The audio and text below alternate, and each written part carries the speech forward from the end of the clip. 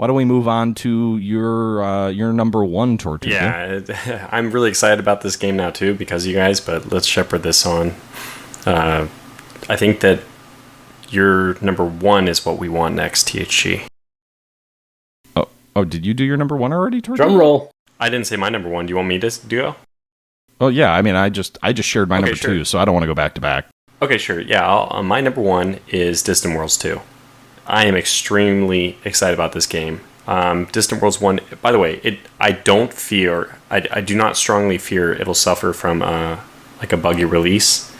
I'm extremely excited about it. Actually, there's been like a small something revealed that it's going to be 3D. A lot of people were wondering whether, if you've played Distant Worlds, you know it's 2D, and they've gone to a 3D engine for this. I'm pretty sure, or I think it's been confirmed.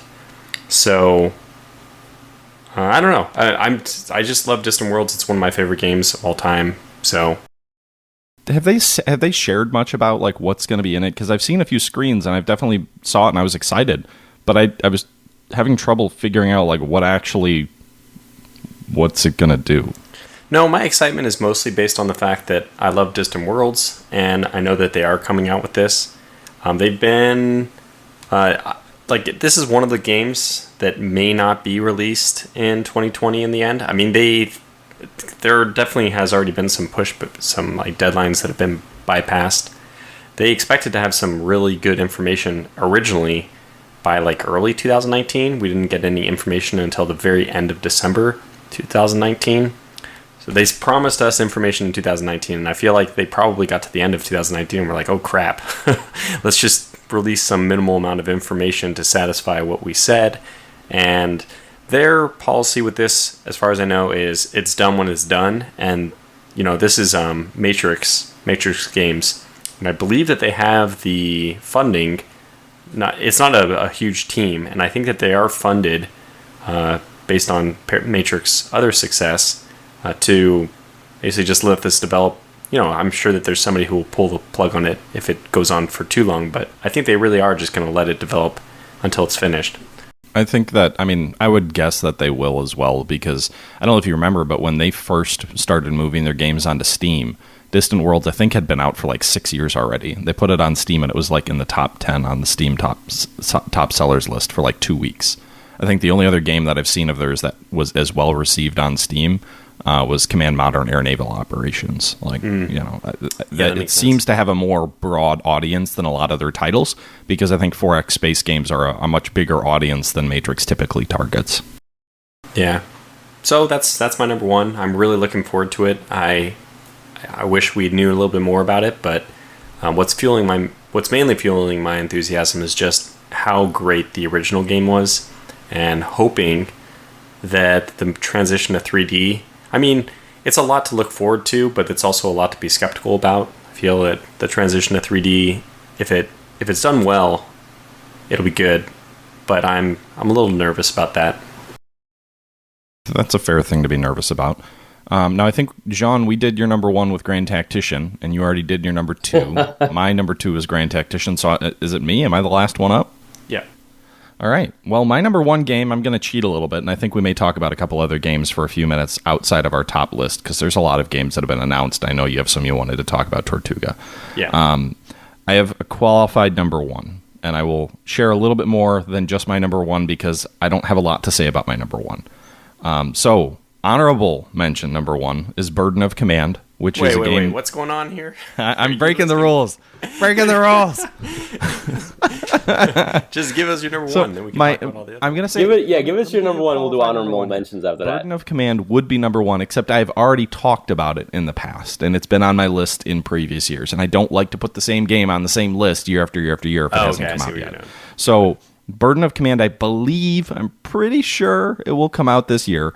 It is a, I think it's turn-based tactical combat game where basically the focus of the game is you are in command of, I think, a company of infantry during World War II, from the campaigns in North Africa through to Italy up into Europe.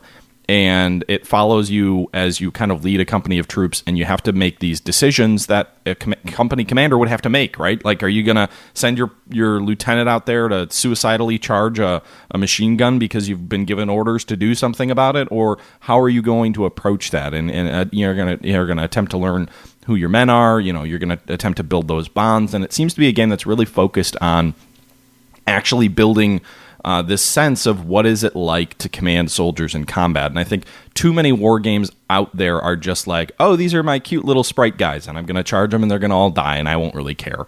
And it's all about taking that magical hill off yonder, and nothing else matters. There have been some sort of first-person games that have tried to address that a little bit. I think the Brothers in Arms games were similar, like, FPS type games, but they tried to tell a narrative story about a small group of soldiers that was kind of going through war and what that was like. And it seems like Burden of Command is really going to do that and really going to address that. And the only reason it's not number one on my list is because it has been on my list in previous episodes. And we actually had an interview with the developer of Burden of Command. Was it like a year and a half ago, John? It was a while ago.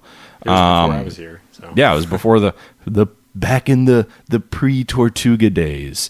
The dark times. Back in the high BTP. life. I don't. Was it The dark times before the Empire. BPT-1 or BPT-2, or I'm not quite sure, but before Tortuga Power. So that would be number one on my list because I'm pretty sure it's coming out this year. Now, I will say that was also one of my potential top three. I have this one, Burden of Command, and I have another one, which I'm not sure if they're actually going to be released, and I'm kind of confident that they won't be. So I didn't put them on. So okay. I will say that Burden of Command was also one that I'm very interested in, but it didn't make my top three because I'm just banking on it not being released this year. Okay. I'm wondering if my number one is the other one that's on your list that may not come out this year, but I'm going to mention it anyway because I'm really excited about it.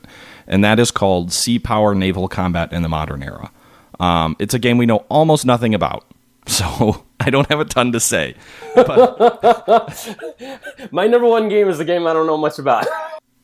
For those of you who are unfamiliar, Killerfish Games, the developer behind Cold Waters, broke up. So they no longer exist. They built Cold Waters, they made Atlantic Fleet, and Atlantic Fleet was a turn-based game, but Cold Waters was sort of a real-time real-time simulation of like you're a submarine and you're either fighting in sort of a hypothetical Third World War in the 1980s, 1960s, or they built a South China Sea scenario in the early 2000s. And so you're commanding an American sub, and it has a quasi-dynamic campaign, and you kind of sail around on the map. You get different orders, and you have to accomplish them. And it was done in there's a little bit arcadey to call a true simulation. It's not like a Dangerous Waters level game of detail, but they did a pretty good job with things like managing being above or below the layer, towed sonar arrays, cavitation, all these other things that you would expect from a submarine game. I think they did a really good job.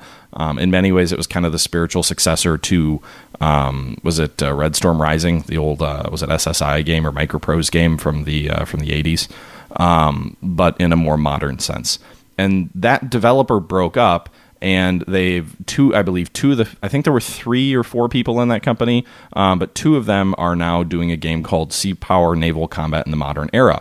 And we don't know a ton about it other than it sounds like, and it looks like from the images they've shared, presumably they've got the graphics pack and all these other things from Cold Waters, except now they're basically trying to make a fleet command type game. So they're taking Cold Waters, they're saying, instead of just focusing on a submarine, we're going to make it about, above water combat as well. And sort of like if you can imagine Command Modern Air Naval Operations having like a real true 3D sort of a gameplay experience, I'm imagining it's going to be that, but probably a slightly reduced level of fidelity than what Command has. And sort of really trying to be like a new version of Fleet Command with, again, a quasi-dynamic campaign in the same way that Cold Waters had. And so that's about all we know. The developer did a long interview with Jive Turkey on a live stream of his, and that's sort of how we know about it. They have a Facebook group, but really, I don't know if that's coming out this year. It may be a little bit too early, but I'm really excited about it because I would love a Fleet Command game with a dynamic campaign, and that's what I'm looking forward to. I was wondering, is it on Steam? No, they don't even have a Steam page for it yet. So I have heard about that game. Basically, people have mentioned it to me because I do Cold Waters on my channel, and I did not even have that on my radar for 2020. Probably 2021 if we're being fair. Yeah, I didn't know. Have you heard that it might be even released in 2020? I guess if they're borrowing assets from Cold Waters. I thought they said something on Jive Turkey's thing saying like we're a ways away, but this was at the end of last year when they did the interview. So is it called Sea Power Naval Combat in the Missile Age? Yeah, you're right. Missile Age. I may have misspoke. Yeah. Yeah, I'm on that. I don't know. I mean, I guess we'll see. I don't know for sure. I'm hoping that there's like an early access.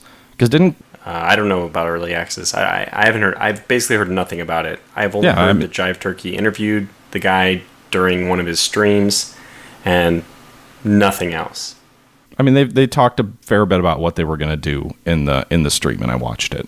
So that's kind of where my information came from mostly. But again, I'm hoping that it goes to early access. You know, I think they talked about probably only doing one campaign.